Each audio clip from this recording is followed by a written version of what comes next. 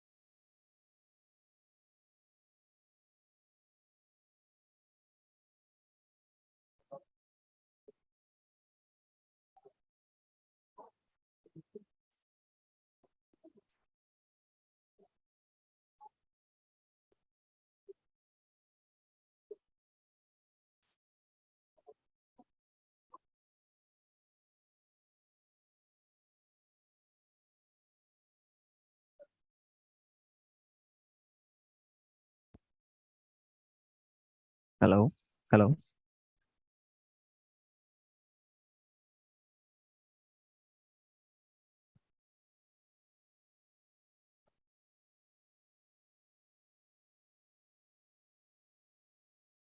Hello. We are waiting for Mr. PTR. He is on his way. The event will start in another 5 to 10 minutes.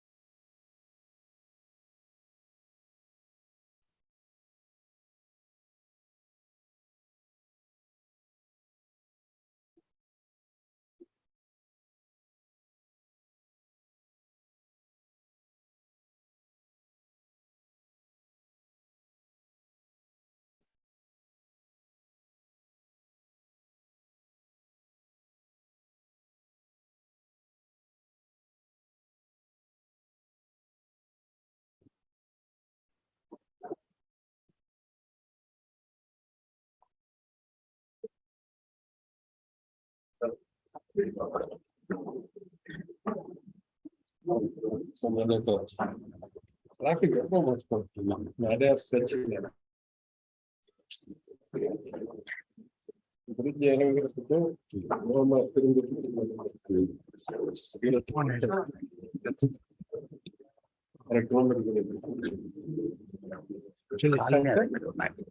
காலையில் இங்கே வரல.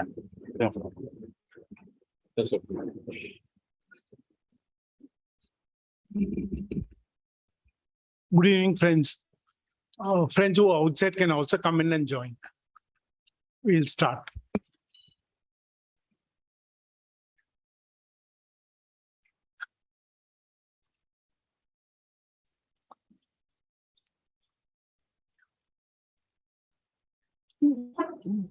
Good evening.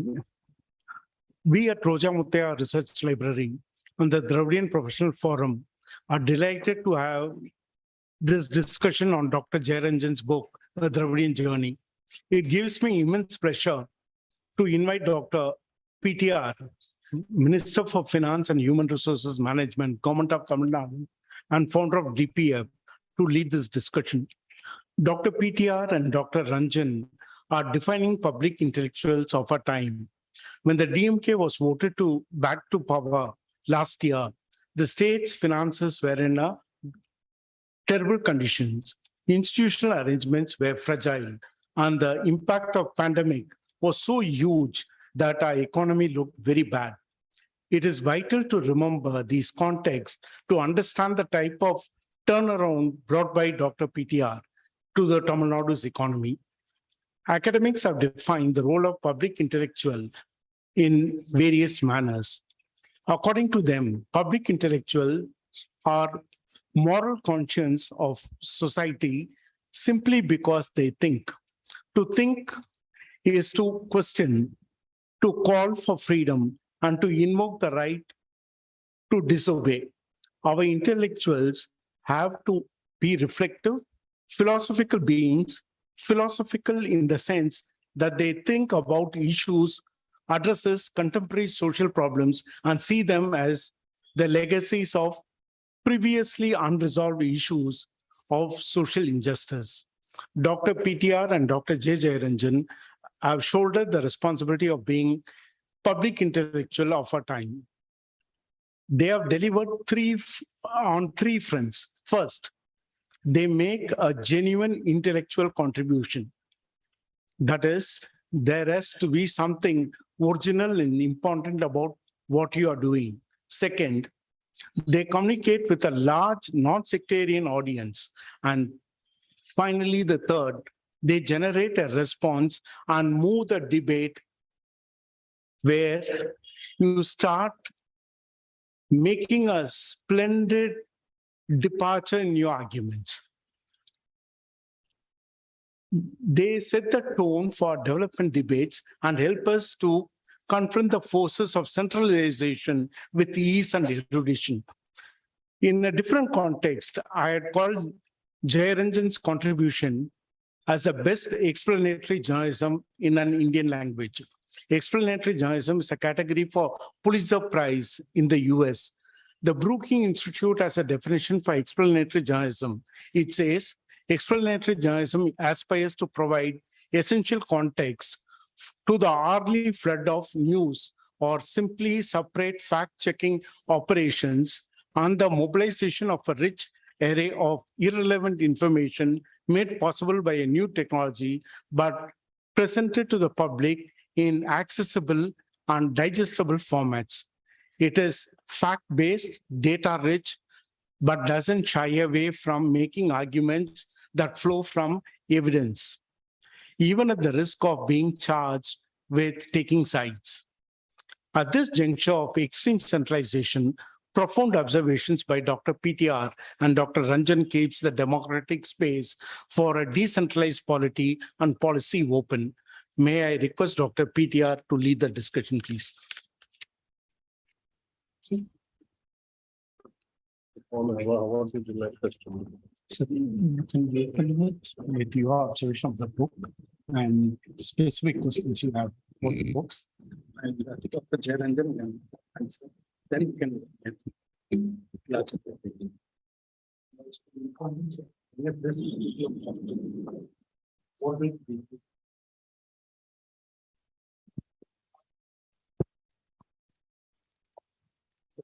let me welcome everybody to this wonderful evening.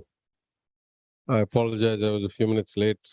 Traffic is even worse than I thought. I guess we still have some development work to do in Adayar.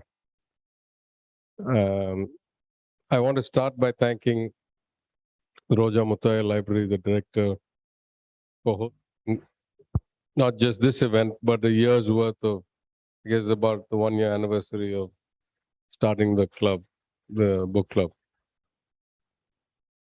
Before we get into the book itself and the articles and the issues, let me maybe just step back a little and talk about 2 or 3 things. One, the importance of an institution like the Roja Mutaya Library, which the government of Tamil Nadu has recognized. We've increased the grant and allocated more space. There are very few institutions that stay pure to intent, and of course came out of one gentleman's collection and vision. But I think the Roja Mutaya Library serves as an intellectual beacon that draws the right kind of people for the right reasons to the right cause. And an example of some of the brilliant and original work it does is the book published by our very own Mr. Balakrishnan on Indus to Vaigai, the journey of a civilization. I can't think of anybody else who would have inherently sponsored such scholarly work and then published it, not for profit, but for the dissemination of ideas. When we started the DPF, that was the logic that we took in a movement that is otherwise a century old. I felt like we were losing our way a bit into the mundane, into the dreary daily politics. And at the time, we started with the logic that ideas are the lifeblood of a movement. It's the constant churn, the questioning anew, the lack of contentment, the lack of willingness to be satisfied with the status quo.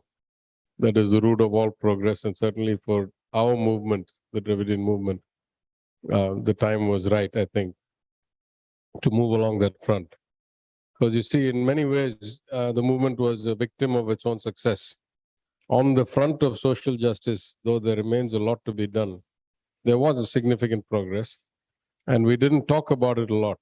And if we take the representation of the people in this room, or a cross-section of the people who have graduated from college this year, the impact of the movement is huge. But we don't talk a lot about it, we don't quantify it, we don't rebroadcast it, we don't back it up with data and statistics.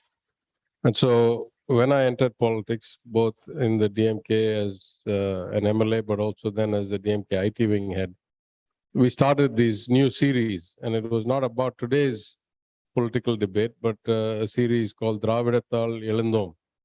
We talked about the origins of the movement, why it was relevant, what it achieved, and what was the philosophical foundation, and how that translated to practical outcomes.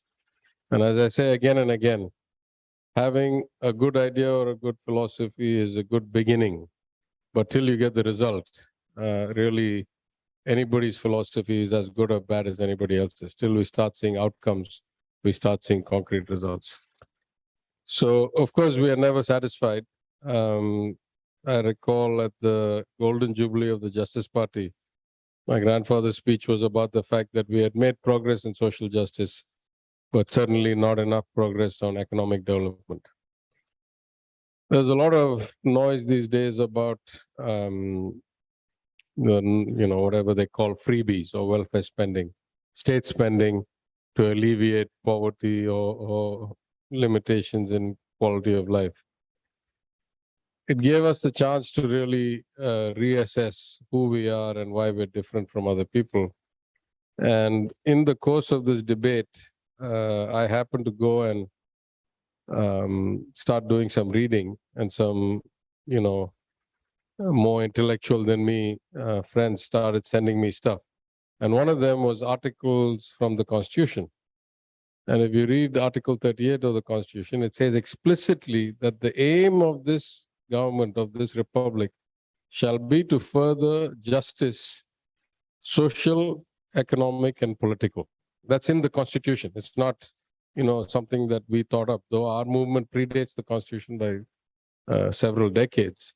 It's in the Constitution that it is the job of the government and of elected officials and of government servants and bureaucrats to bring that kind of justice as the outcome.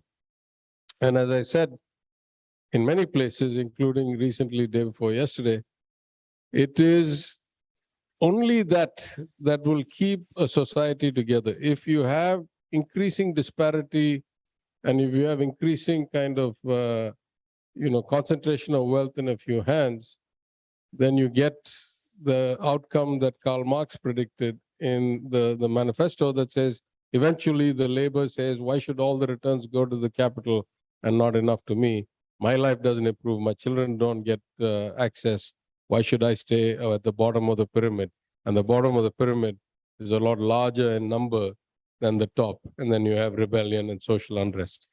So both from the notion of democracy as the antidote to unrestrained capitalism and the falling of a organized way of life, as well as from the core values that we come from, it is important that these notions of justice, social, economic, and political, continue to be restated and reinvigorated in the context of everyday life. Because, what was the scope of inequity, let's say 100 years ago, is something completely different now. There was no notion of access to internet or technology.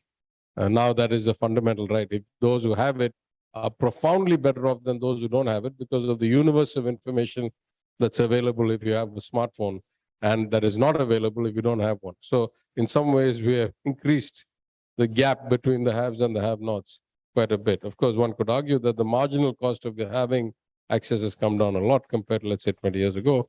But these are the kinds of debates we ought to have. So in that context, both because it's the anniversary of the joint effort of the DPF and the book club, and the Roja Mutta library to have this book club.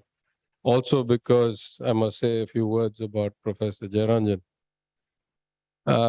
Before the elections, he and I had a chance to go and campaign together. And why I want to say this is, it was the opposite of this place. It was a strip of, muddy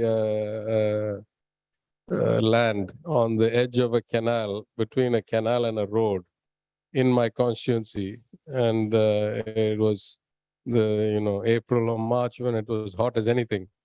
And there we were with maybe 50 people or 100 people around us.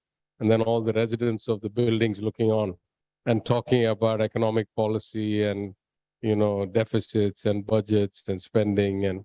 And yet there was enough resonance there. The job of politicians, policy experts, is to translate concepts like that to the common man, to the voter, to the man who decides in a democracy who gets to run the government and who gets to sit in which seat.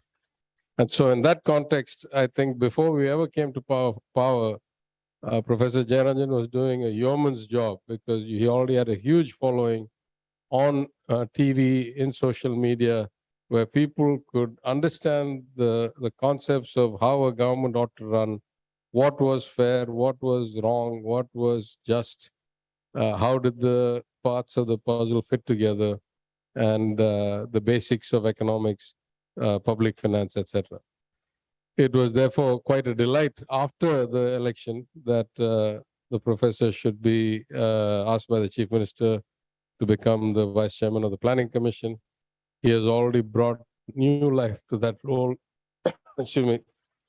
As it's in my department, I know we have increased the support, we have increased the staffing, we have increased the commitment the procedures. I think the Chief Minister himself personally has attended to the Commission's events and offices multiple times. I certainly get reports from there. We use that to inform our progress. But I think, today I would like this to be more about all of you who have taken the time to come here.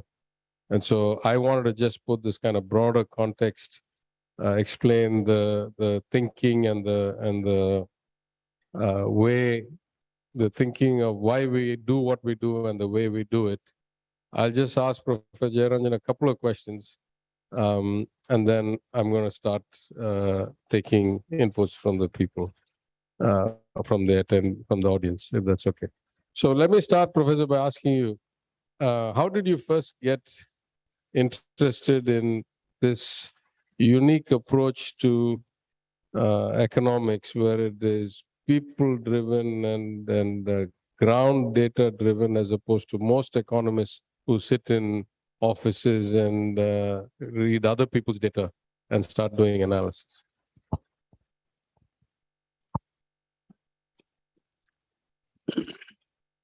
Before I answer that question, I would like to thank Honorable Minister for taking time off to read the book as well as to come down here and be part of this program. As he said, even before the elections, I was doing this kind of work apart from my regular this kind of academic work. And in fact, I have never told the minister that my career as a very important starting point with an introduction to his father. In fact, I never told him what happened in 1980. I was to go for MA Economics, in fact, in the Madurai University. So in the veranda, one of his friends ran into me in the Madurai University and he asked me, "Why are you here?" I said, "I've come to apply for MA Economics."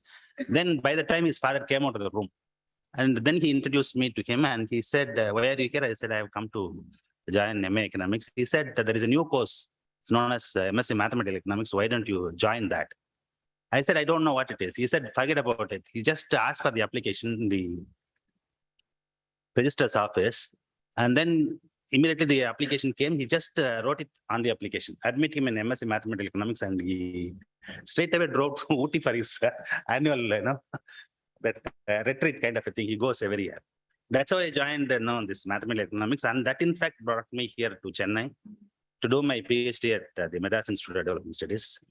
And when I joined the institute, they took me as a person who is capable of building models, in fact, because I did mathematical economics. And that was one reason why they took me. That is one. And also I could score very high marks in the entrance examinations because of that.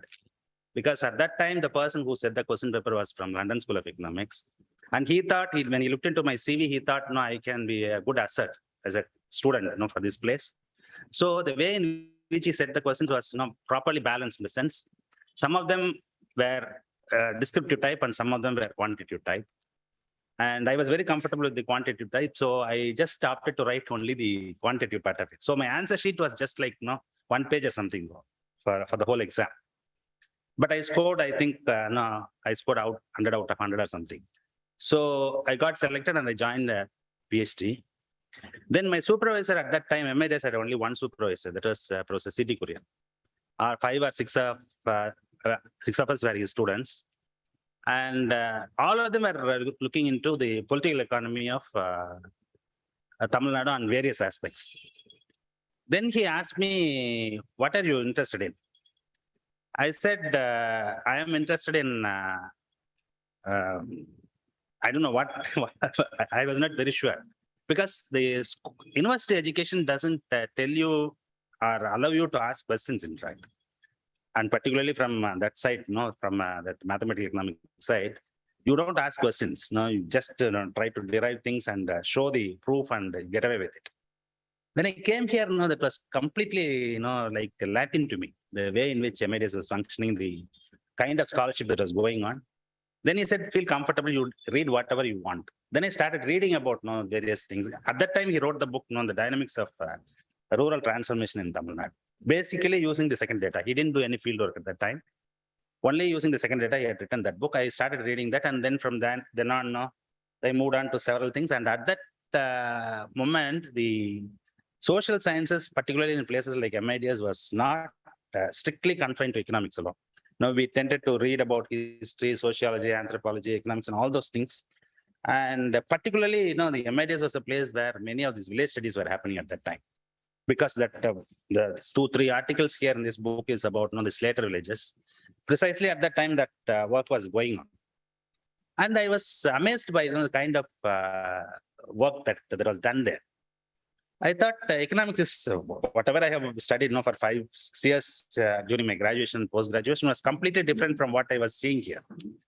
Then I started picking up those kind of studies, and then I found that it's much more interesting and much more revealing about what's happening in the economy and society. Then I slowly got introduced to that, and I started vast literature, in fact, on various aspects of that kind of structures and changes. And that was the time throughout the third world, there was these kinds of studies were happening. So we got closely associated with all those things, and there were a lot of exchanges between University of Oxford, Cambridge, and other such places. So you also get associated with some such scholars. And that's how it started, and I never looked back. In fact, I traveled the whole thing. And then, in fact, at one point, Professor Kurian told me that the time of political economy is getting over. So it was turning towards quantitative economics, but I didn't shift towards that again. I remained with this, and all through my career, I have done, as you may understand from this book, it was all doing intense field work and then writing about what's happening in the Tamil society particularly. That's what I have been doing, let us say, for the past 35-40 years. That is the brief history of how I landed up like that. Well, that's, of course, at a personal level, very enlightening, but I think broadly for everybody, it's very enlightening because I'll ask it slightly differently, or maybe I'll just state it relative to my own experience. What do you learn in the textbooks? What do you even learn from research papers and studies and all that? At least for a politician, there is no substitute to actually going out to the field and talking to human beings. And if you have most politicians ought to have the basic skill of empathy, of being able to relate to people. Certainly for me, going out on the streets campaigning was a huge eye-opener. And just like when I went to markets after studying a lot of finance and economic theory, I used what I observed in the day-to-day life to relate back to the theory, and it became a virtuous cycle. I validated or understood the nuances of what I had read after this, and then I used that to kind of understand this and so forth. In politics, at least for me, because I was not educated as a developmental economist, certainly the field work has been the kind of guiding light, which is why I say practically that I don't think one can be a good minister or a good senior administrator without having a lot of experience on the ground. And if anything, I need to get more of that. Let me ask the question, how many people do you think there are in India or in other parts of India who have this approach of connecting the theoretical concepts or even the quantitative economic concepts to actual human experience, and connecting that to lives changed, villages transformed, suburban areas, the blight, etc. Is this something that happens in all the other states and around India? I know it happens a lot, as you say, in other places, and you got that approach. But is this a bit unique to Tamil Nadu, or is it common across all the states? In fact, this is a legacy of the Council of Social Science Research that was started as a part of this Nehruvian ideal towards democracy. So slowly what happened was each state started having its own Indian Council for Social Science Research centers. So for Tamil Nadu, it was Madras Institute of Development Studies. For Kerala, it is the Center for Development Studies. And similar such institutions you find all over the country. And many of them were started by, eminent kind of people, economists or sociologists, who had a commitment, as you rightly said, that empathy for people, they had enormous kind of an empathy towards people. And it was all started by them, in fact. It doesn't mean that all the institutes were started like there were institutions like, few out and out, they were focusing on the quantitative methods and quantitative techniques. But large number of them were focusing on this. I know for sure that at least about 10, 15 institutions in this part of in the country who are focusing on this. And at that time, what happened was there was a clear separation from the universities. Universities became just teaching centers and research was shifted to the research centers. And there are advantages and disadvantages. Universities have completely lost touch with what's happening on the ground. And these institutions have completely lost touch with the students, except for very few, lucky few who could get into the doctoral or MPhil programs. But for that, there was a clear divide and there was a clear ocean of difference. These centers were the ones who were not trying to develop this political economy framework and then try to combine sociology, anthropology, history, economics, and all those things, despite the fact that economics always had an upper hand. And slowly after the 80s and 90s, what happened was it happened all over the world, in fact. The quantification became very important and specialization became very, very important. And this kind of broad basing and spending a lot of time to get to know all these things. That was all becoming the past, in fact. There was a clear regimentation and there was also the kind of funding that the students got. It got narrowed and narrowed. Earlier, they were very generous in terms of time that they were given. Earlier, when I did my PhD, I could get fellowship for about 4.5 years. And then you can take your own sweet time to complete your thesis. You can spend a lot of time. But slowly the universities as well as the institutions started reducing the time as well as the money. If you hear now, so pathetic, students are given only fellowship for 2 years. I don't know, with 2 years, how can they produce such a good PhD or whatever? Because there is a complete difference between the kind of education that you have at the university level and the kind of requirement that you need for a PhD program. There is a complete disjunction. By the time they get to know the ropes, the time is up. That's why the kind of level of a dropout is so high in these PhD programs. That apart, all these institutions, to answer your question, all these institutions were like MIDS, CDS, and then Bangalore, there is a place called the Institute for ISEC, Social and Economic Change. And then there is an institute in Hyderabad, an institute in Kolkata, Lucknow, and there are very few institutions in the north. South, we had many institutions. In Orissa, they have one small institute. But all these institutes were trying to understand the problems of the people of the state because of the emphasis given to the development economics. Because that was the dream to develop, develop the economy. That's why one institute is known as Institute for Economic Growth, whereas all these institutions were known as Institute of Development. So there's a clear understanding. That was for growth and this is for development.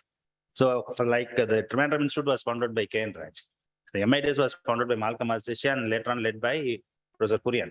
And Mahalanobis found that Calcutta Center. And similarly, a leading economist found the Bangalore Center. And then Hyderabad was again led by another famous economist. All of them were development economists. And that's why the focus for on development was lasted for nearly about 30 years. And now they are losing the focus. That's what I feel. Yeah, it's news to me, though it's not my department. I'm not that well informed. I think back to my own PhD studies, though of course I changed major between every degree, but I think it took me almost 2 years to just get the basic coursework in before I could even defend my dissertation proposal, and then it took. So we have to rethink some of those things. I think broadly there's some structural reform needed in our universities, but this highlights that. Let me just ask one last bit of a delicate question before we move to the audience question. I think there are many things that Dravidian movement got right. I think, though I may have 100 differences with the ADMK politically, I would say even in its worst form, it did better than most other governments outside of Tamil Nadu, and certainly more than the BJP governments and so forth. what is maybe one of the things we have not got that right at all? And this is not political. I'm saying we have been in office only a year and a half, so we can afford to take the hit if it's even if it's about us. But broadly, over the last, let's say, 50 years, what are maybe the 2 or 3 things that you really think we have not touched the right way, and or we have not touched at all, or we have not invested in enough at all, that we should really be thinking about differently or more or at all?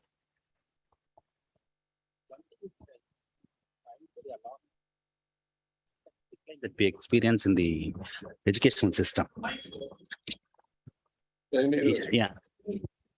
No, one thing which I find very alarming is, the kind of decline that we experience, particularly in the college education system, and that's going to cost us enormously.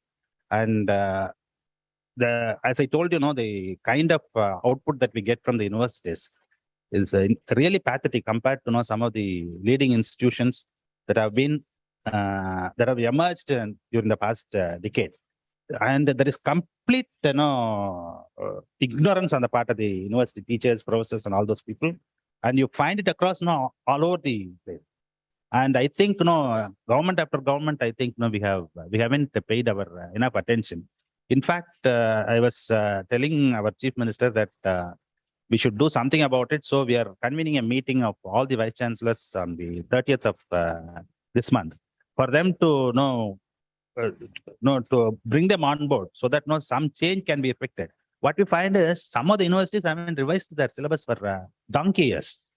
Well, whereas the world is changing so fast and so enormously, complete stagnation in terms of course content, and consequently, despite the fact that we trumpet that our gross enrollment ratio is over 52%, we find many of the courses are there are no takers, despite the fact that we are spending crores and crores for them, and that I think hasn't got our attention so far. That is one important area. I'll just close out by echoing. It's always helpful to get these issues looked at a couple of different ways. Most of our universities are either deeply in the red or completely void of funds. So then we look a bit deeper, because we have finance. It's not our day job to run the universities philosophically or policy-wise, but just to make sure financially. And then we find that much like the government of Tamil Nadu, many of these universities are run more as employment programs rather than for the purpose of education or research. So there's something profoundly wrong. And if I really go, I'll take one step more from that and say what I said in the assembly, which is that the government of Tamil Nadu spends within a few hundred rupees per student as the Kendriya Vidyalayas. And as much as we criticize authoritarian overreach and defend our rights and all that, I don't think anybody would argue that the average government school produces the same results as the average Kendriya Vidyalaya. So it's not a question of money. There's something structurally that needs improvement, that needs fixing.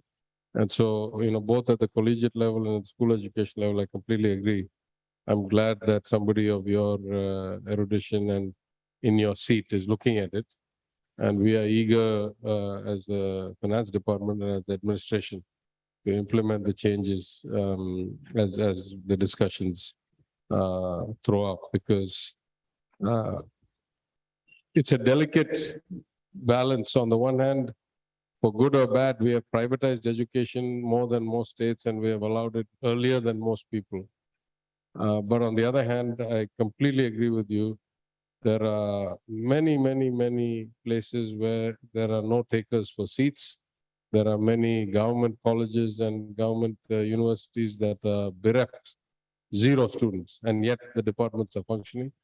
There are things we need to think about, because in a way, what the private entrants have done is demanded market efficiency of the government institutions.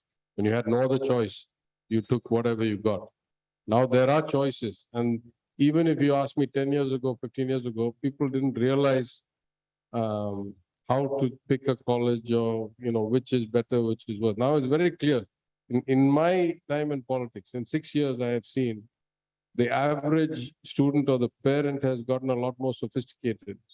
What is a course worth paying money for or borrowing money for, and what is not? So I think it's the right time for us to look into that. So that's a very good point. Maybe we can just throw it open to questions unless you have a different. Actually, I have a small question. One of the interesting statement which has come through your EPW article is Tamil Nadu's journey towards a post-agrarian society. Could you actually explain what do you mean by a post-agrarian society? See, it's not just the kind of, the composition of income for the households.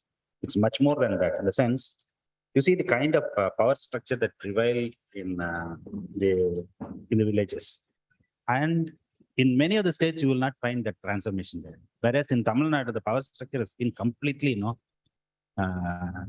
demolished. In fact, whatever remains, you find it so oppressive. But the complete destruction of the rural power is one great thing that has happened in the state, and that is precisely why the kind of rapid progress that we are making in terms of our economy is made possible because of that. That is my essential understanding of not doing all these kinds of work.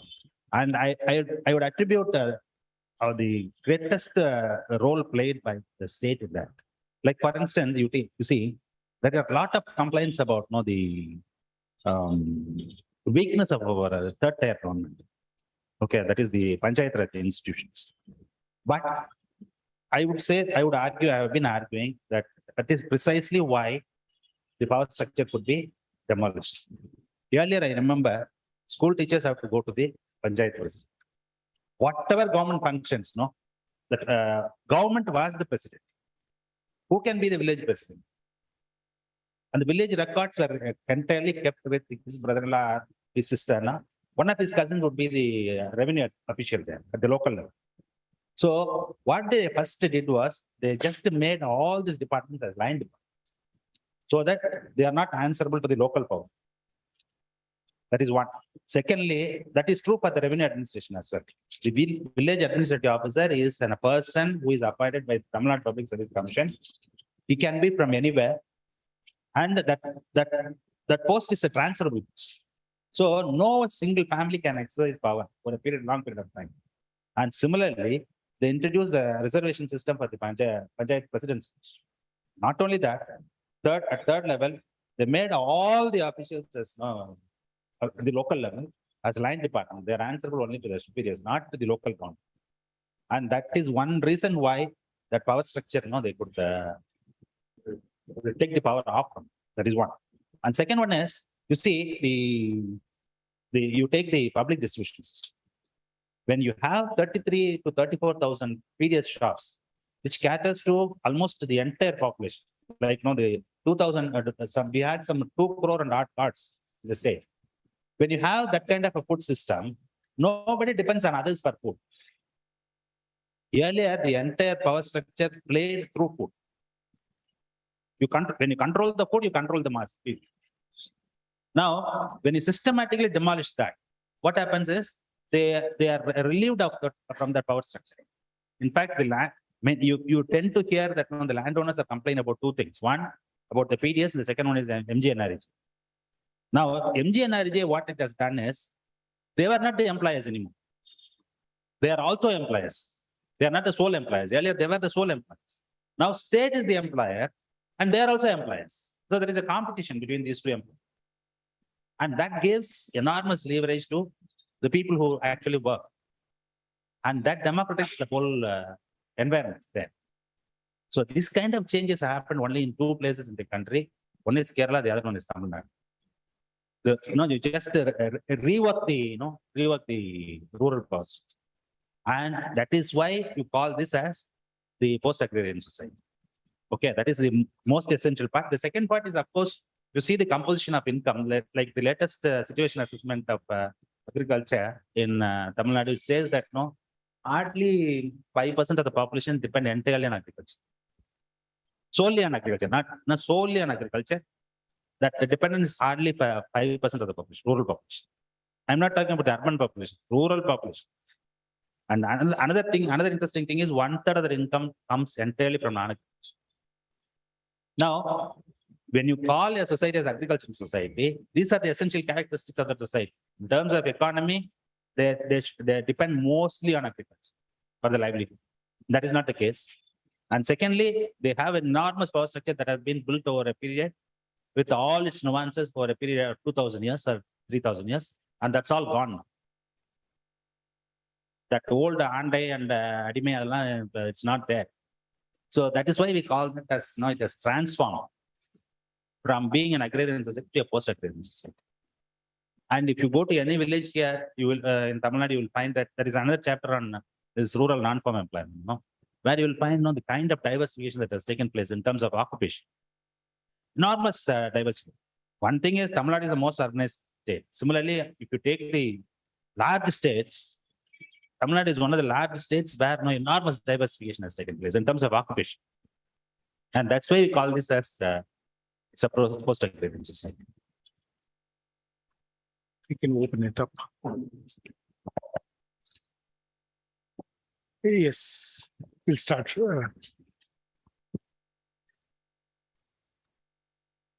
Yeah.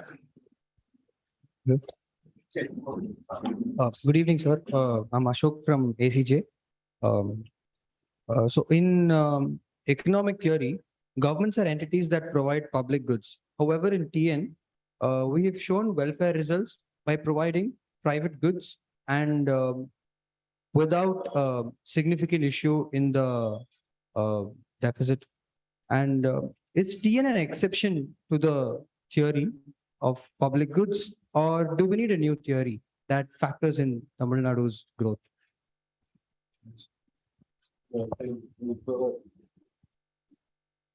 Well, let me take a crack at it. I don't think whatever the government provides is a public good. I'm not sure that you say it's a private good that the government provides, right? Because if you look at different societies provide different things as the government provided.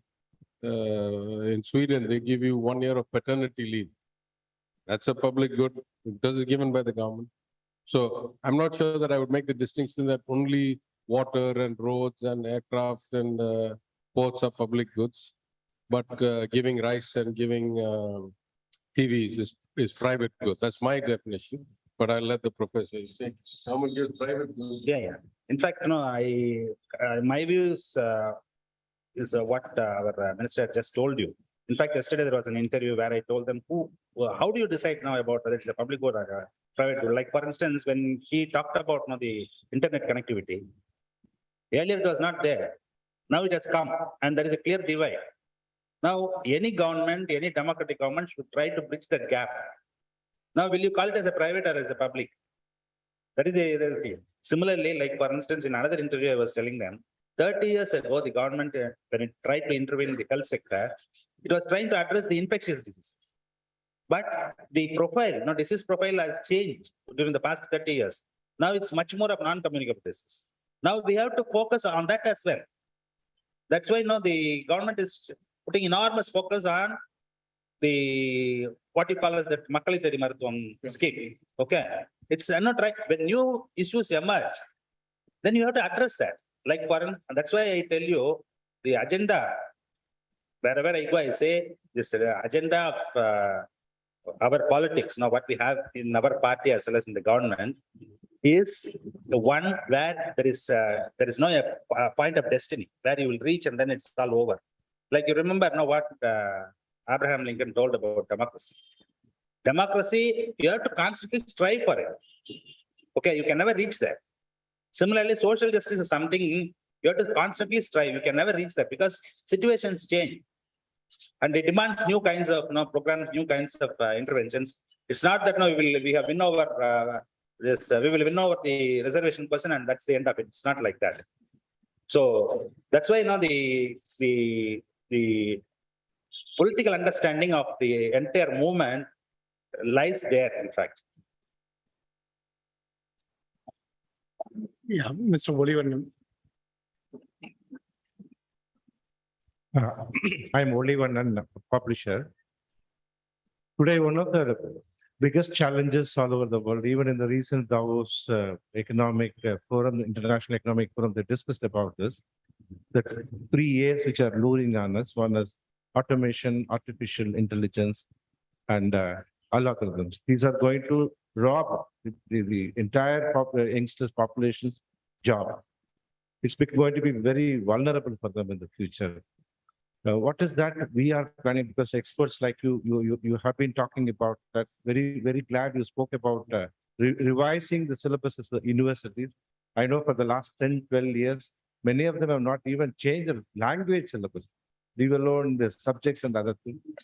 So what is that we have, to tune with the international scenario at our place or in our Dravidian model to take care of this employment for the children? In fact, we are acutely aware of these gaps that have emerged over a period of time. And a couple of weeks ago, we had a marathon meeting for about 3-4 days to address this issue. What we did was we visited many of these leading institutions in our state. Also, we tried to understand what the other institutions are trying to do. And we have collected all that systems that I have put in place there. And we try to mimic that through a government-funded program at 2 levels. One, for the technical institutions, we have got into an arrangement with the Tata Sons, and they are going to upgrade the skills of the teachers as well as the institutions and make it on par with the current day requirements. That is at one level. At another level, we have launched a new program. It's known as non-Mudalvar.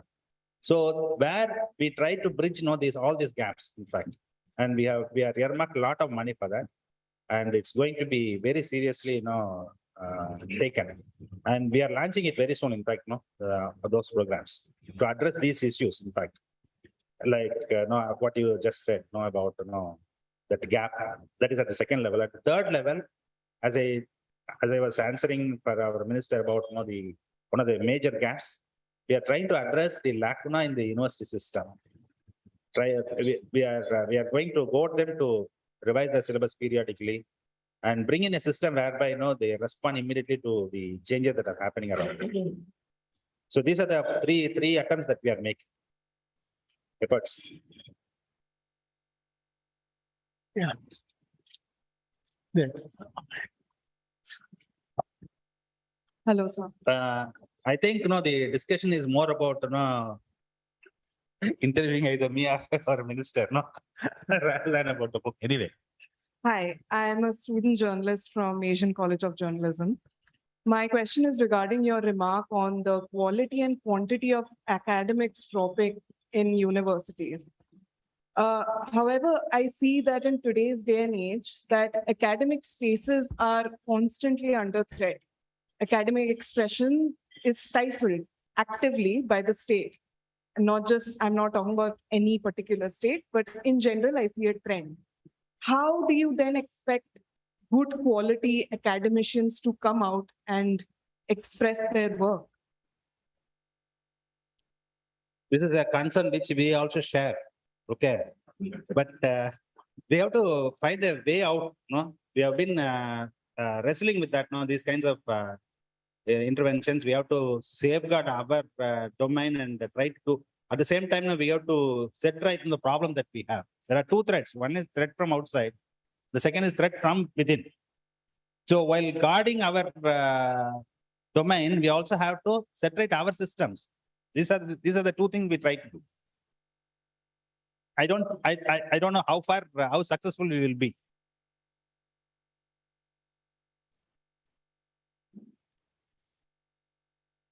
Good evening, sir. I am Vinod Kumar. You have touched upon this PDS system, how we are doing well in our state. So actually, recently the Union government has released that National Food Security Act Index. So in that index, they have ranked Tamil Nadu in the 9th position. Despite having a strong PDS base in states like Tamil Nadu and Kerala, they were not unable to come to the top position.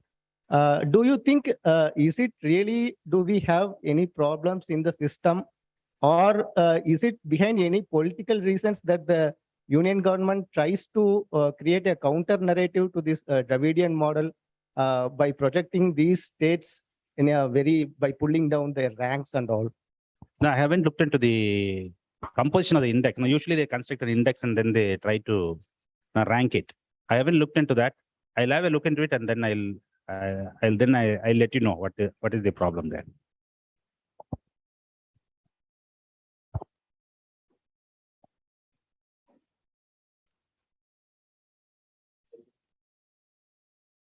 See, before that, it will be about. The question is about Professor Jeyaranjan's book. We'll take it first, and the general questions can wait for a minute. Or it's not on Jeyaranjan, sir. Okay, then just wait for some time. Oh, yes, please. So if it's on the book, please go ahead.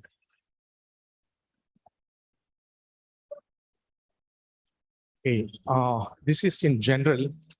It's about the very title about this Dravidian model. And as Dr. Jeyaranjan rightly pointed out, because I got the context, the historical context of that. Sorry. Okay, the historical context, particularly with the institutional dynamics of the MIDS, I got very wonderful in this evening, I could easily relate with that one. But my specific point of a title, because when I read the earlier book about the Cambridge book, the Dravidian model itself. I am from a political science background, but I'm looking into particularly the contributions of the economists. My point is about the Dravidian model, or for that the model building itself. We have a Kerala model, and then as a counter narrative as a Gujarat model and all. It has been completely a kind of a quantitative. That's purely on the measuring of something it's about. But what am I looking into in a much more way? For example, when you look into the Western, particularly in Britain and all, the very idea of the poverty itself, it's emerged and then it's diversified. They talked about the relative poverty, the very wonderful work of Peter Townsend from the sociological background and all. So that the British socialists, they incorporated in the 80s and 70s, they have stitched a narrative in a more in academic way, but not just being it is reduced into just a measuring. Because in terms of that, we have to show that kind of a burden of measuring something about it. It's not we have to measure about. What I'm looking into the anti-Dravidian movement, it's not something we're supposed to measure for all the 50 or 60 years. Rather, we have to develop how we are going to contribute this movement to the intellectual historiography, the intellectual history of the ideas in the way that the British socialists developed. They have moved from that, as you're very well aware about poverty and relative poverty, social exclusion. The very idea about the social exclusions that's been wonderfully articulated in a Dravidian movement much more earlier. And later, it's about the constitution. It's a concept of the well-being and all such things. So my point is, my point is that whenever the discourse on a Dravidian model, it gives you much more a focus on again and again a measuring as something as we found it in the discussions about the Kerala model and then Gujarat model. This is my kind of observations or otherwise my engagement, those who are outsider from the economists. That's my. Yeah, that's okay. I don't follow it. Look, I don't think the professors that I'll take that. I think let's just put this in context. I don't recall the words Dravidian model spoken before 2017 or 18 or something. As best I can tell, it came about accidentally. That is, the India Today group had one conclave in Chennai for the first time. And then speaker after speaker came and first started telling us that we were, away from the national zeitgeist, that we were Periyarists and, we were pre-B culture and we were, sophisticated ways of saying things like anti-national. And then we slapped back hard. The CM went and gave a speech, and then I went to a lot of panels. And we basically said that all of these epithets and nomenclatures and labeling and all was irrelevant. Show us the outcome, and then you tell us who is smarter, who is wiser, who is kinder, who is gentler, who has adhered to the Constitution, and who has violated the Constitution. That's the basis on which this whole discussion turned.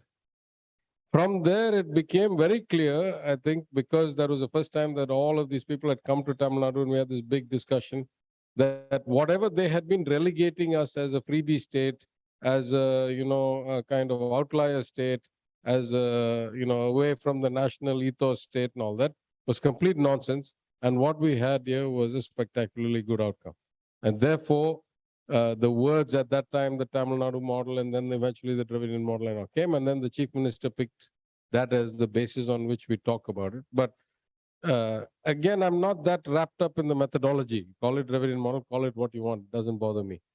I am very, very, very clear that unless you can show results, what does it matter what your philosophy is? What does it matter what your motivation is?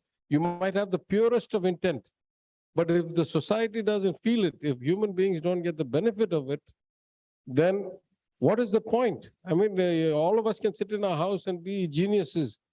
We have to get outcomes. So in that sense, I'm never going to step back from talking about outcomes, because outcomes matter. Outcomes change people's lives, means that something has happened. Therefore, I take pride and credit in the work, obviously because it came from the right philosophy, the right mindset, social justice, etc. There's still a lot of work to do. I agree with the professor that it's a never-ending journey. But I don't see why we should feel bad about focusing on outcomes. That's what distinguishes us from people who just have rhetoric. It must be about the outcomes. There's no reason why I would ever take back that approach. See, as a journalist, I always remember two empirical evidences. One is in 1967, when DMK came to power, PDS was restricted to two cities in the state, Chennai and Coimbatore. And today, PDS is a statewide phenomenon, which means if you are looking at solid numbers, whether it is the spread of PDS or the way the administered prices mechanism operated and provided the welfare for the farm sector, it's a much more integrated approach what we have. And any other questions for Professor Jeyaranjan? Yes, please.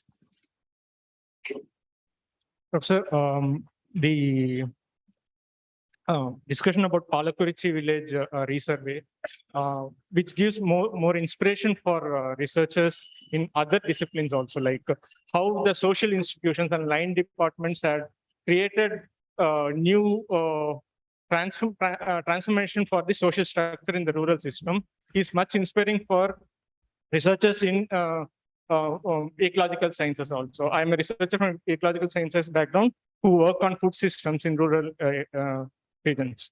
So my question is, how similar kind of interventions in food systems, in agriculture systems, could bring more uptake of science-based, evidence-based management practices in the rural system to both increase the productivity as well as improve the conservation practices for soil and water resources. So, for example, in Andhra Pradesh, Raitu Bharosa Kendra and similar two different institutions are developed to take information to the villages among farming communities. So, BioVillage model of Professor M.S. Swaminathan, Evergreen Revolution paradigm calls for taking more information to the rural community. Similarly, like 6 months back, our finance minister created platform for small industries to understand how much union government entitlements are available for small industries. Similarly, we need knowledge transformation to the rural system. Could BioVillage model could be translated? Will that be a new institution which Would it be more specific, please, so that? Yeah. Yeah. Yeah. I think we will take your suggestion into account and we will try to integrate it into the functioning of the agriculture department.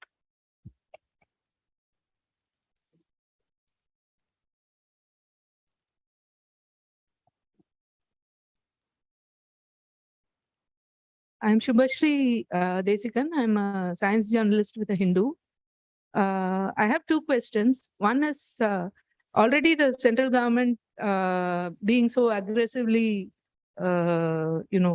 capitalist in a way, we can say that they have actually, now there's a lot of discussion about welfare schemes and freebies or whatever. So what are the other aspects of the Dravidian model that can be threatened by this kind of a ecosystem that we are in? That's one question. The other question is that when we say science and technology, science, usually the discussion moves on to technology and about what use science can be put to and so on. But basic sciences is a very important part of development. Does your book deal with it? And what is your advice for it? I would like to ask the minister also this question. Thank you.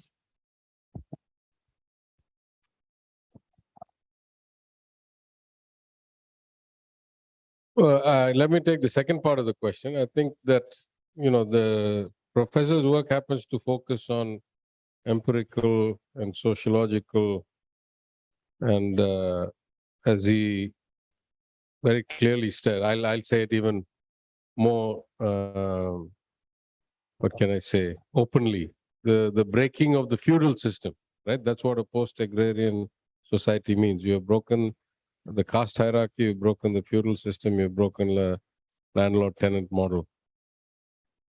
That's because that's his area of focus. I think the second part of your question about the pure science and the natural kind of evolution of that, or the need to do that to stay competitive, I couldn't agree with you more. In fact, by coincidence, yesterday I was in Mumbai for some other event. I took the time to go spend 2-3 hours at the Institute for Fundamental Research at TIFR, learned of all the things they're doing. They're already expanding a bit. We're talking to them possibly about trying to do some more things in Tamil Nadu. So I think the need for pure science is not lost. And in fact, if you don't do pure science, then you're always going to be dependent on some country that does. One of China's great advantages was that nobody asked this question, and they allowed them to become the manufacturing powerhouse of the world without any second thought of the fact that they were giving away the technology by letting them develop the skill. Now, after the whole kind of de-risking and after COVID, it has completely changed. And part of the reason for China's slowdown is that they don't do enough pure science. Right? The communist model is not ideally suited to freedom of thought and expression. So in that sense, they have a limitation. So as a government, we are certainly focused on it. We have just come out with the R&D policy. There's the R component of it, is not just the D. Certainly in a lot of other places, we will encourage collaboration or co-investment, like the TIFR as a case of this thing. On the threat, right, already there's the EWS, there's all this legislation on, state subjects in agriculture, in this thing. Today I saw somewhere a statement by the Union Education Minister attributing opposition or lack thereof to the government of Tamil Nadu about the NEP. My question is, whatever it is we have to improve, how does it make sense that the government of India, the Union government of India, should write a syllabus or approach to a syllabus effectively starting at Anganwadis up for a country which has such diverse kind of situations, right? Average education in Tamil Nadu is high school graduate. Average education in Bihar is elementary school dropout.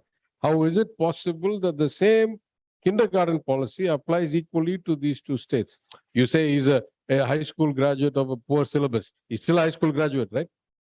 Clearly, that's different than elementary school dropout.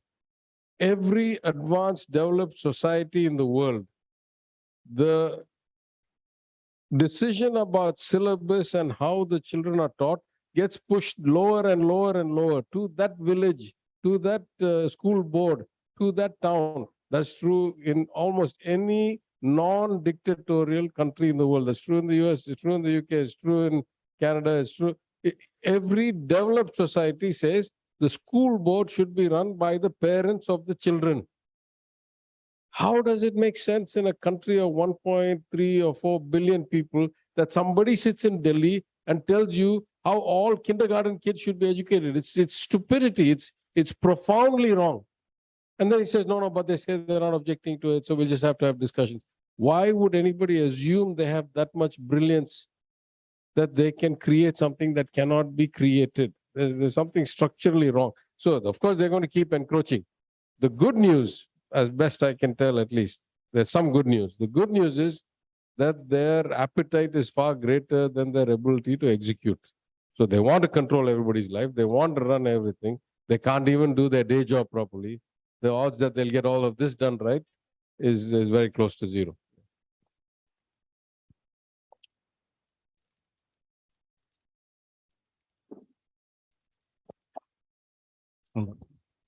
Thank you. I'm Pugal Gandhi, lawyer and executive coordinator of DPF. The topic is a unique topic because when we celebrate this first year success of this reading hub with the title Dravidian Journey. In fact, 1 year before we started with the book, The Journey of a Civilization. So from Journey of Civilization to the Dravidian Journey. My question is to our Honorable Minister and also Jeyaranjan sir. Taking cue from the opening remarks by the Honorable Minister, that Dravidian movement is becoming a victim of its own success.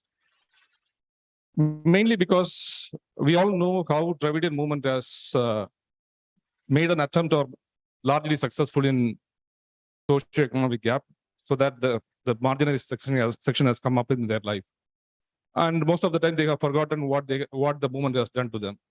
But why we are not telling this narrative in the proper format? One example is, when in 1990s, when engineering education was liberalized from 3,000 seats to 1.5 lakh seats by Dr. Kalanyar to address the capitalistic needs, because with 3,000 seats, more people cannot study engineering and more people cannot come up in life. And this increase in the seats and the liberalization of engineering education led to people from all walks of life doing engineering and moving across the world in various forms. This is one of the success of Dravidian movement. That's why we have diaspora, Tamil diaspora across the world, rightly from all the communities. So in others won't have diaspora from all the communities. But when we are hurry in making this, why we are not bringing the social justice principles or what Dravidian movement has done as a curriculum in the engineering education? Because it doesn't mean that there should not be curriculum in engineering education, so that people will be reminded of what is being told to them or what is being done to them. One simple example, because since I'm a lawyer, I'll just point out a simple example. In 1990s, when Professor Madhav Menon brought this concept called a National Law School, he was trying to address the demand of this capitalistic corporates, because at that time, the perception of law schools were different. So he brought these national law schools where he tried to train the lawyers with basic English, the good English, and also training in legal system, so that they will be trying to work in the corporate environment, so that the foreign investments may come. This was his idea. But being a student of Professor Menon, in 2000 and later in 2002 and 2000, we always used to have a discussion. This model may not work as a good model in the long run, because you are not creating lawyers in the long run. You are creating legal consultants or the people who can work in the corporate environment, because lawyer is a different thing. So unless until we include something called justice system or anything, this will not work. This was realized by Professor Menon in the year somewhere in 2010, and he started including in the curriculum the justice system and also clinical legal education.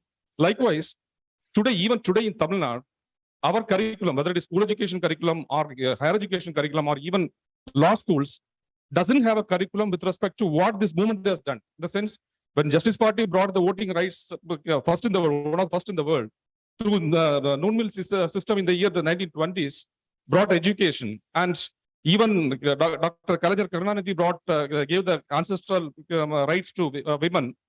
No student of law know what is. They are just studying only what is a contract, what is a tort, what is the social aspect behind the law is not done. But as a government, particularly now we are in the government, what is the measures which we are trying to take to address this, so that Dravidian movement will not fall as a victim of its own success? Now, this your suggestion, I think I will pass it on to this committee now they have constituted. Look into the educational policy. There are members now, even Aruna, Dr. Aruna is here. I think it should have heard about your suggestion. I think there also tell other members and let them decide now about the whether it will fit into their overall scheme of things. We will do that.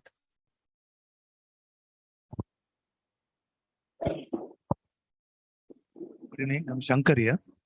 Have we at this point of time have reached an inflection point where we need to move away from measuring the economy purely in terms of the oversimplified GDP numbers to a model which is more in consonance with the Dravidian model?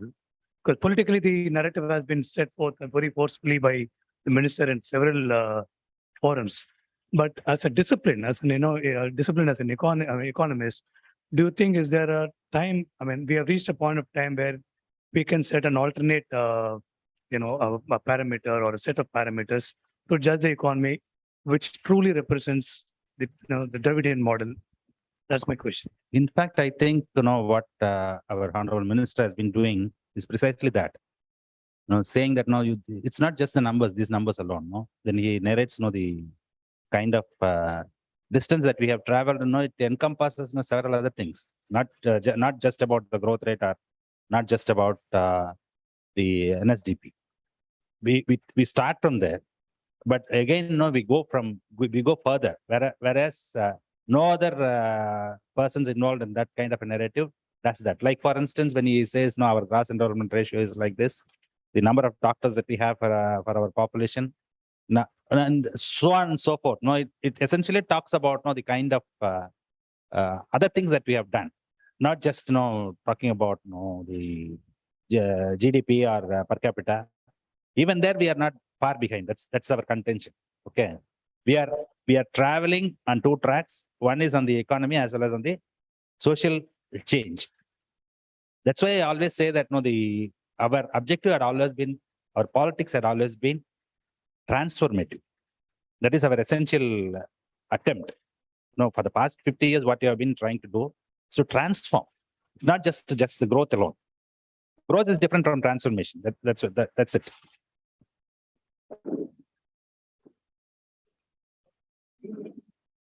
The point is being made very forcefully, but as a discipline, as an economist, is there a case for you to develop a model which reflects this argument, which reflects this narrative? I think we have started doing it. Very recently, you have got 3-4 books now. One, our Vijay Bhaskar and Kalayasan written about the Dravidian model, and then there is another book, and another book is coming out. And this book, all these things addresses various slices of that history, and we need to have a lot more of such work to arrive at that kind of a theory. Theory can't come out from the vacuum. You need to have evidences built up over a long period of time, and then theory comes. So this is the beginning. That's what I feel. If you don't mind, I'll just add to both the previous questions. See, everything starts with the results, right? You only get to talk if you deliver outcomes. Otherwise, everybody's view is equally valid. You say black, I say white, he says pink, you say blue. So in fact, I had a conversation with the Chief Minister last week about something else, and I told him, if we get this much attention, it's not because we talk different things. Many people talk different things. It's because we deliver superior results. That starts the basis for discussion. And say, if I deliver superior results, why should I listen to you who cannot deliver my results? Then we have a basis to have a discussion. So I think there's two components to it. The harder component, which because the Chief Minister gives us the support, the freedom, the ability to execute professionally, we are doing reasonably well, that we deliver superior results. The movement has done it for 100 years. We do it in the last 15 months and we'll continue to do it for the next 3.5 years. There's maybe a second component of communicating that and using that to establish new benchmarks or new ways of evaluating progress, whether it's indices or a combined model or something like that, which certainly we'll take that on board and both in terms of communication strategy as well as some kind of a quantitative model. Try to put something together that shows and that can become a benchmark. So we can just, instead of having to go through this discussion again and again, say we are X on that index, everybody else is 10 less than X or 20 less than X. Yeah. Certainly a point well taken.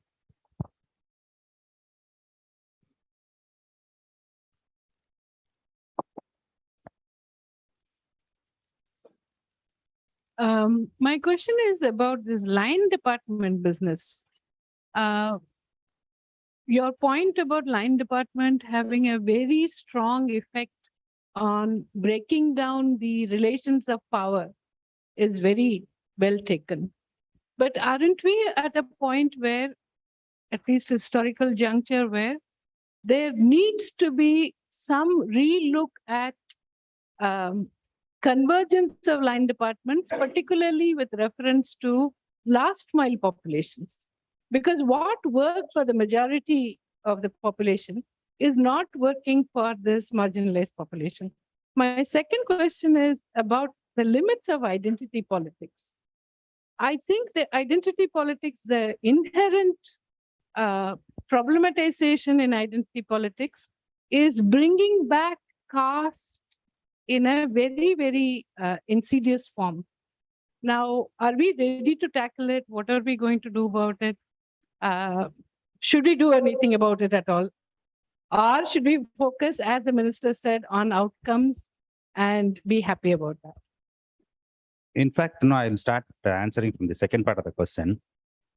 For another question, I was answering another question. I told you that our politics is not confined to identity politics alone. Identity politics is a vehicle for us, that's all.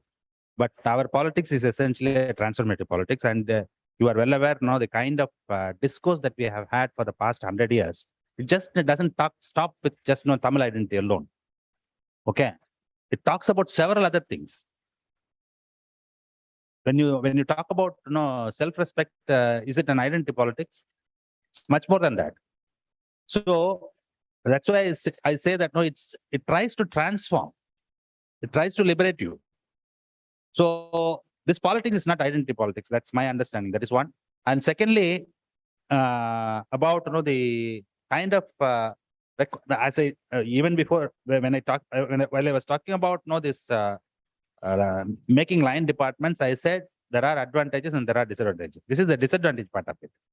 But when you take a decision, you have to weigh the options. When you weigh it, whether you retain the old power structure or you don't, that is the question. And we wanted, if you want the rural to completely have some kind of a freedom, new kind of a freedom, this is the cost that you pay. Okay. That what does it mean? It means, let us say, earlier from your village, whoever has been the administrative revenue administrator, they will decide whom to give the certificate and whom not to give. Now, this is not the question. It is not the question now. The question is, you have to give 100 rupees or 200 rupees to get it. Earlier, somebody were completely denied of that. Now, nobody is denied. Only thing is you pay a cost, that is, what I am talking about, the under-table payments that you make. So this is the cost that you pay for that. So this is a trade-off, basically. That's what I feel. One question from Dr. Soma Elangovan, who is the president of PTR International from USA. Dravidian Journey has made tremendous strides in quantity. I'm glad now we have quality people like Professor and Honorable PTR and all. Jewish are successful with their motto, be a tailor or cobbler, but be the best. How can we focus on quality? That's what now we are trying. I told you, we are wrestling with it. In fact, now we are taking several steps to not only to make it equitable, but also make it more meaningful. Okay. Well, both has to be reworked, and we are doing it. So let us hope that some positive results come out of it.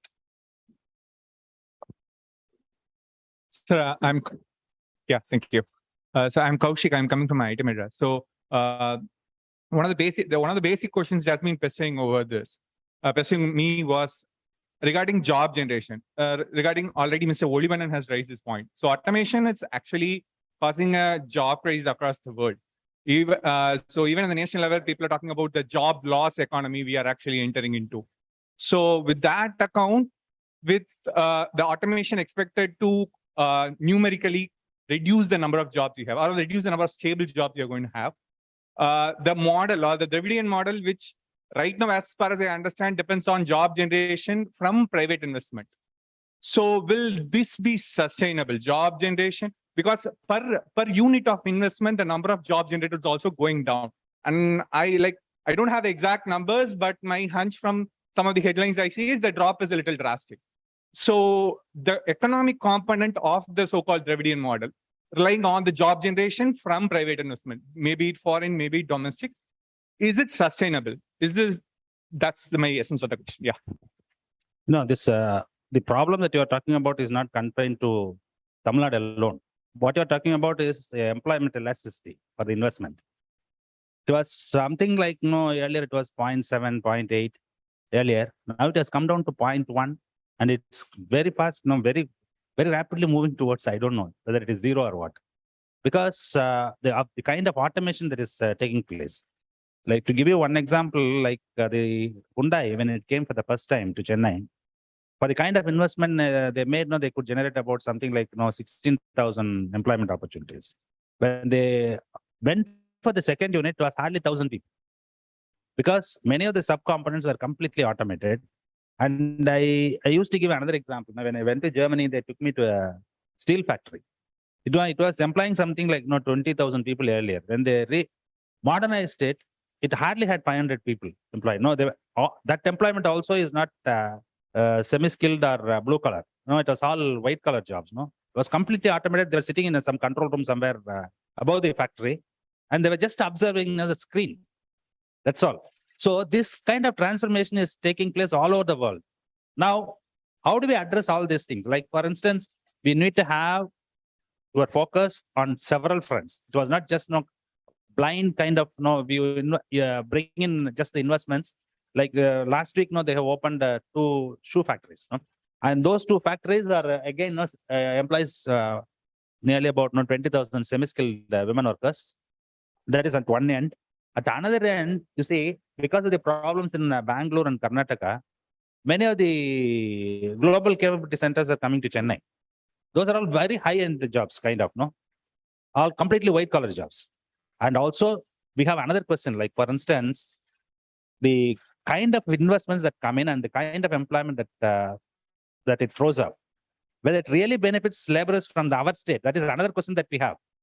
Like, for instance, if you bring in, let us say, a textile park, do you think our laborers will go and work in this, soil their hands at that job?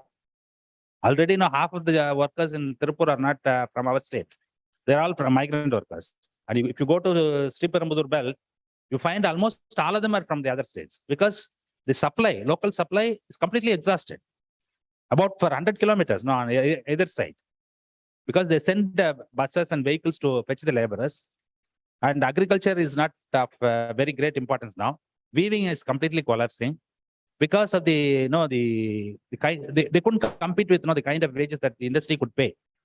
Now, the point is, we are well aware of these problems. Now, you can't escape it completely. You can't just say that, we will invite in industries which will only focus on creating more jobs. You need to have all kinds of things, but we will not shut doors for the new kinds of things because you can't miss the bus. Like, for instance, when the entire population becomes very aspirational, they want high-end jobs. Now, you need to have a global capability center policy specifically for that, to bring in them as well. You can't say that, we will have only shoe factories. So we are trying to address the whole spectrum.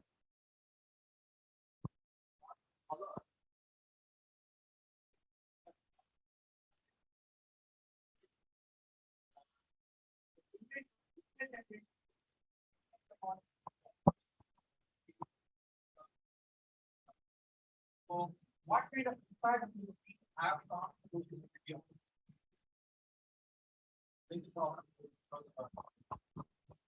Yeah, I mean, again, I echo the professor's comments. This is not a Tamil Nadu problem. This is not an India problem. It's a global problem.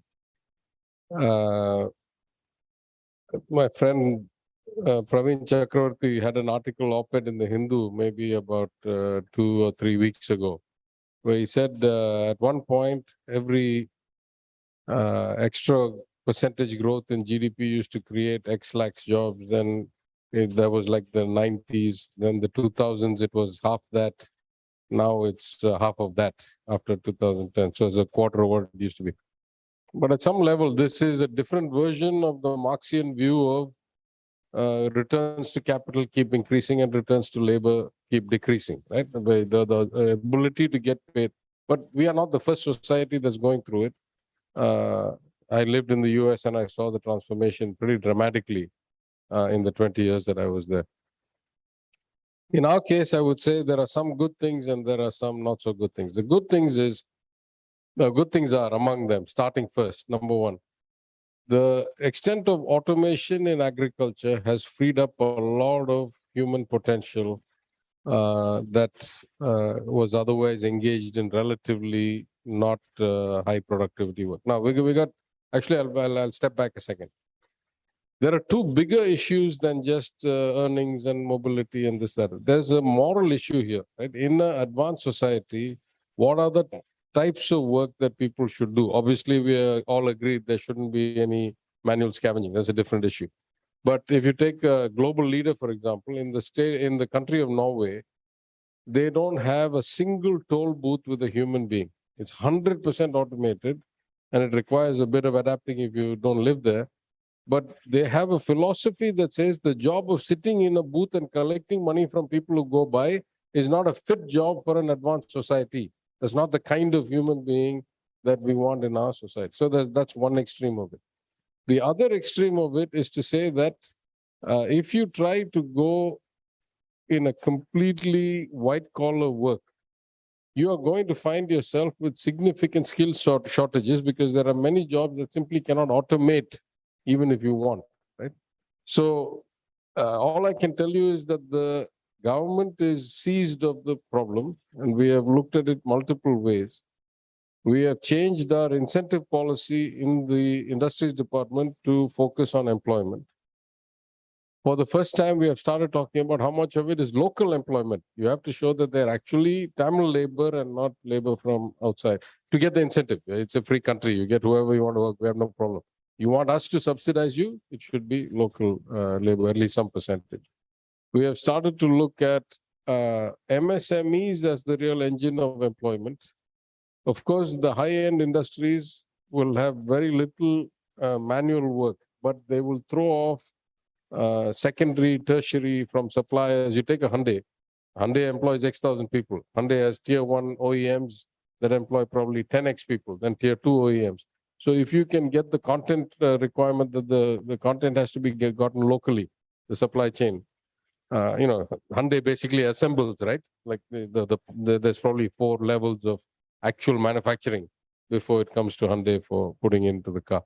So there's different ways of looking at things like that. But the real you live in a competitive economy. It's not as if you exist by yourself. If you decide you're going to have a different labor model, it doesn't work. You have to compete in a global economy, and whoever has the productivity that is cheaper than the alternative is going to be the winner. So our job as a government is to broadly increase the per capita productivity as far as possible from the education, training, skill development, non-mudalvan, all these other things, just make it much more competitive in terms of the resources.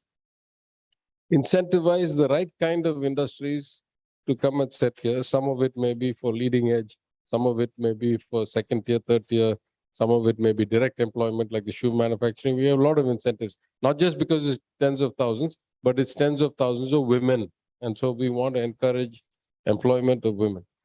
And there's going to be a whole host of industries where you cannot get automation in the hospitality sector, for example. To get the rooms cleaned and to get the food made and stuff, there's only so much automation you can do. You can't like have robots as waiters yet at a cost-effective way, right? And these are places where I think you have to legislate carefully. But if you take places like Australia, there are people who can make a decent living being a restaurant wait staff, right? Because the minimum wage is like $18 or $20 an hour. You can have a good life and be a specialist at doing that. So it's a delicate balance.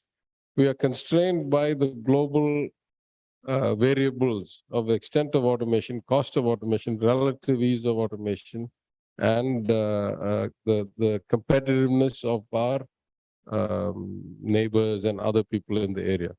Within that, I would say we are slightly better off than most other states, but our policy has to be very nuanced and very dynamic. It has to keep changing with the times, and hopefully we'll manage to do that.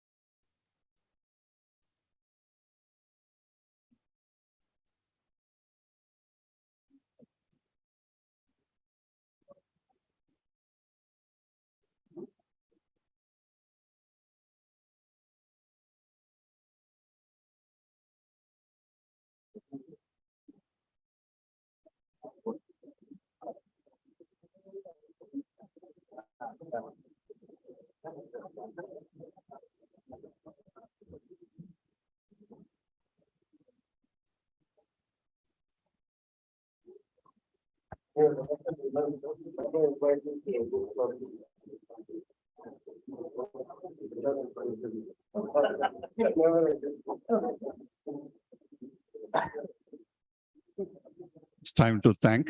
It was a lovely evening that we had today. I'd like to thank Dr. PTR Palanivel Thiagarajan, Minister for Finance and Human Resource Development, Government of Tamil Nadu, for leading this session. We also would like to thank Dr. Jeyaranjan for taking part in this discussion on his book and also taking questions on other subjects related to economics. And also want to thank Mr. Paneer Selvan, a colleague, for moderating this session. And also want to thank all of you for joining with us this evening. I also want to thank the government of Tamil Nadu for recognizing the work that we have been doing. And we are committed to doing this work. And we hope we will get more support, both from the government and also from all of you. Thank you very much. Have a nice evening.